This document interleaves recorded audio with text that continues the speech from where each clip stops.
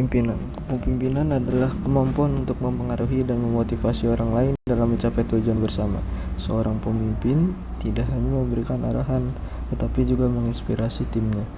Kepemimpinan yang baik lebih kepada melayani daripada dilayani.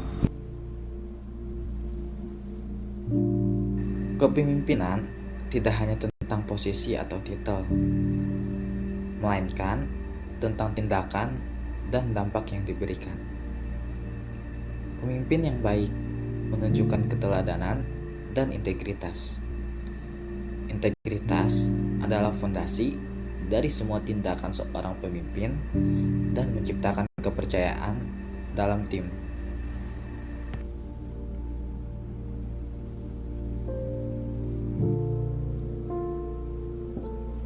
Visi yang jelas memang merupakan elemen kunci dalam kepemimpinan yang efektif.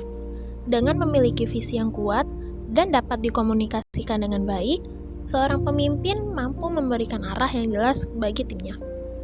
Semua anggota tim bekerja menuju tujuan yang sama, dan pemimpin yang memiliki visi mampu memotivasi tim untuk bekerja keras dan tetap fokus.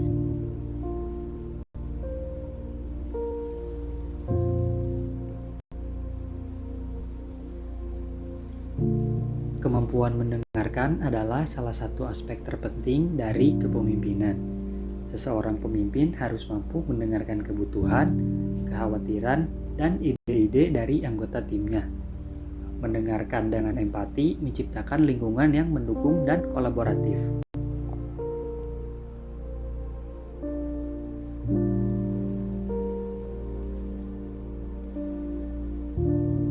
Selain mendengarkan, komunikasi yang efektif juga sangat penting. Pemimpin harus mampu menyampaikan visi dan tujuan yang jelas, sehingga semua anggota tim memahami peran mereka masing-masing. Komunikasi yang terbuka dan transparan memperkuat hubungan dalam tim.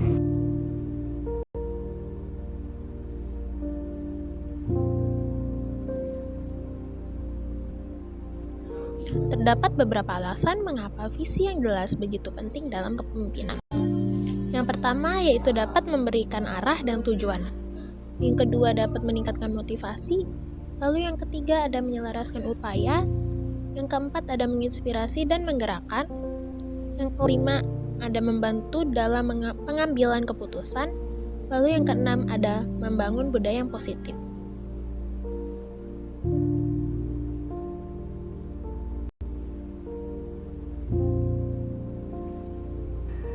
Pengambilan keputusan yang bijak adalah bagian tak terpisahkan dari kepemimpinan. Seorang pemimpin itu harus mampu membuat keputusan yang tepat dalam situasi yang penuh tekanan. Ini memerlukan analisis yang mendalam dan keberanian untuk mengambil risiko.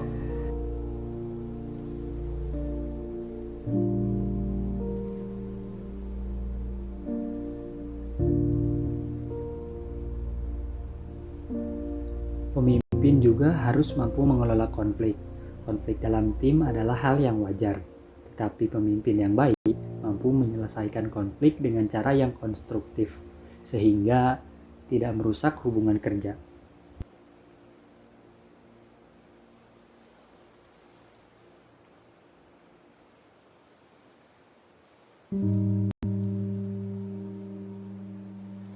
Pemimpin yang inspiratif mampu memotivasi timnya untuk mencapai potensi maksimal mereka. Motivasi ini bisa datang dari pengakuan atas kerja keras, memberikan tantangan baru, atau menyediakan pelatihan dan pengembangan.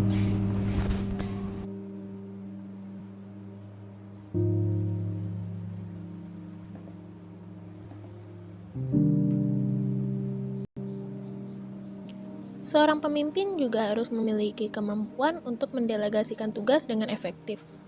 Tidak semua pekerjaan harus dilakukan oleh pemimpinnya sendiri. Dengan mendelegasikan tugas, pemimpin memberikan kesempatan kepada anggota tim untuk berkembang dan menunjukkan kemampuan atau potensi diri mereka.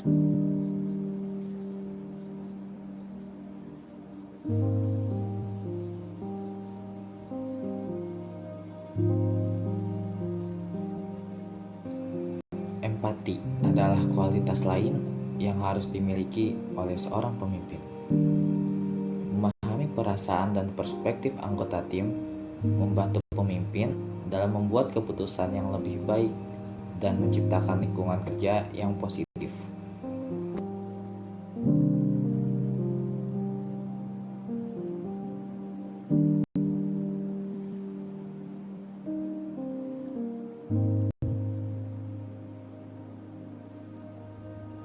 Seorang pemimpin yang baik juga harus memiliki komitmen terhadap pembelajaran dan pengembangan diri. Dunia terus berubah, dan pemimpin yang sukses adalah mereka yang terus belajar dan berkembang seiring dengan perubahan.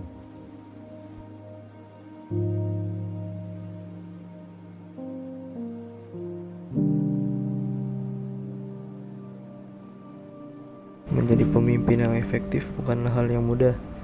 Dibutuhkan dedikasi, komitmen, dan terus belajar. Namun, dengan fokus pada pengembangan diri dan tim, siapapun bisa menjadi tim yang hebat.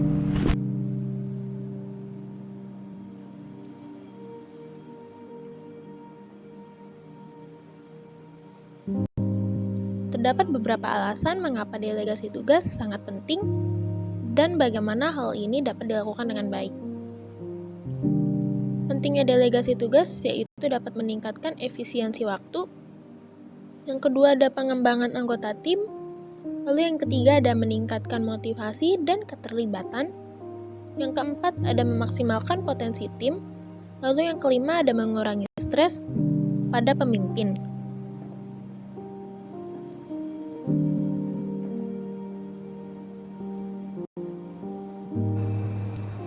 Kepemimpinan bukanlah tentang posisi atau titel, tetapi tentang bagaimana kita bisa membuat perbedaan positif dalam kehidupan orang lain.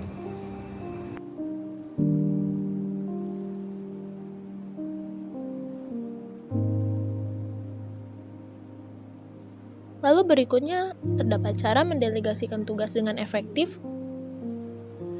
Yang pertama yaitu identifikasi tugas yang dapat didelegasikan. Yang kedua, pilih orang yang tepat. Lalu berikutnya ada jelaskan tugas dengan jelas. Yang selanjutnya, memberikan sumber daya yang dapat diperlukan atau yang diperlukan. Lalu yang kelima, pantau dan berikan umpan balik. Yang keenam, memberikan dukungan dan bantuan. Lalu yang ketujuh ada berikan pengakuan dan apresiasi kepada mereka.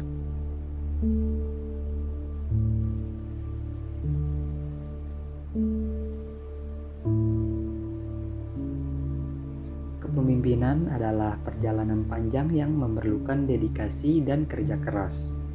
Dengan kualitas-kualitas yang telah dibahas, kita semua bisa menjadi pemimpin yang lebih baik dan lebih efektif.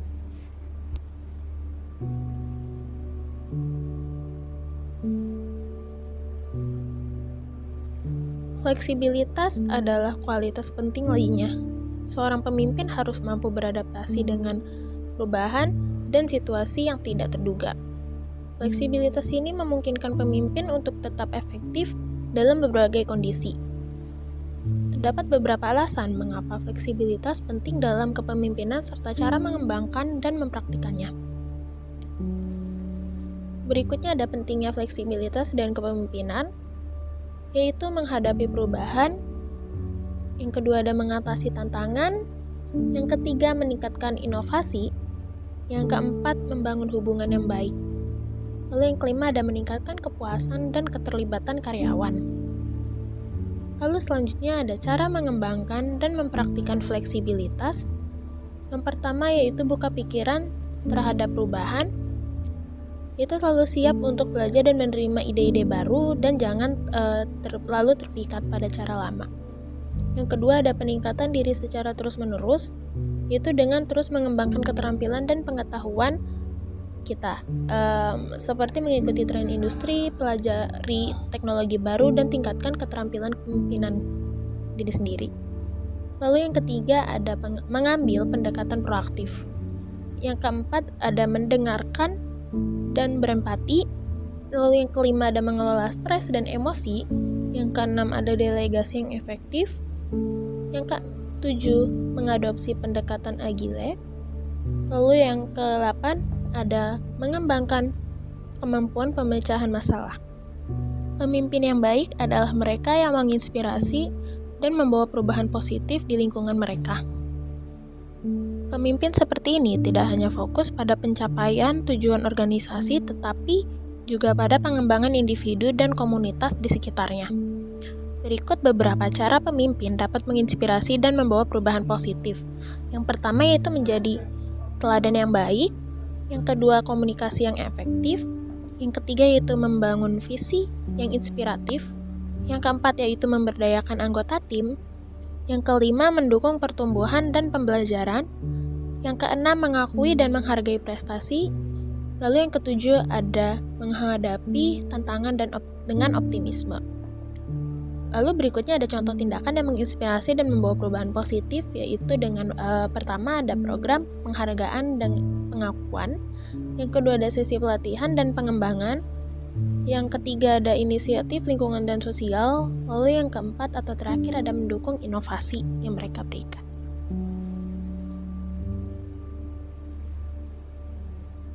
Gue gini. Selamat siang. Terima kasih udah nyempetin waktu kalian buat datang di kafe ini walaupun panas-panas ya. Soalnya gue mau ngomongin tentang kepemimpinan nih. Soalnya masih bingung tentang kepemimpinan. Kira-kira menurut kalian apa sih yang buat pemimpin itu menjadi pemimpin yang baik? Oke, Ali, menurut gue gini, pemimpin yang baik adalah seorang yang bisa menginspirasi dan memotivasi timnya. Mereka harus bisa memberikan arahan yang jelas dan mendukung anggota tim dalam mencapai tujuan bersama. Menurut gue nih ya, gue setuju dengan dia. Tapi menurut gue selain pemimpin yang baik juga harus memiliki kemampuan komunikasi yang kuat. Mereka harus bisa mendengarkan anggota tim dan memberi feedback yang konstruktif. Bagaimana dengan kamu ya? Gue juga sependapat banget nih sama kalian. Jadi gue mikir kayak pemimpinnya harus bersikap baik. Dia harus bisa ngambil keputusan yang sulit dengan bijaksana gitu. Terus mereka juga harus memiliki visi yang jelas dan mampu mengarahkan timnya buat menuju visi tersebut dengan baik. Terus bahkan di saat-saat yang penuh tantangan gitu. Oh, benar juga kata si Armel. Gue juga mau nambahin nih, kalau integritas dan kejujuran itu penting banget kalau di pemimpinan. Soalnya tanpa kedua hal itu kita bakal susah banget jadi pemimpin yang bakal dapetin kepercayaan diri dari tim kita.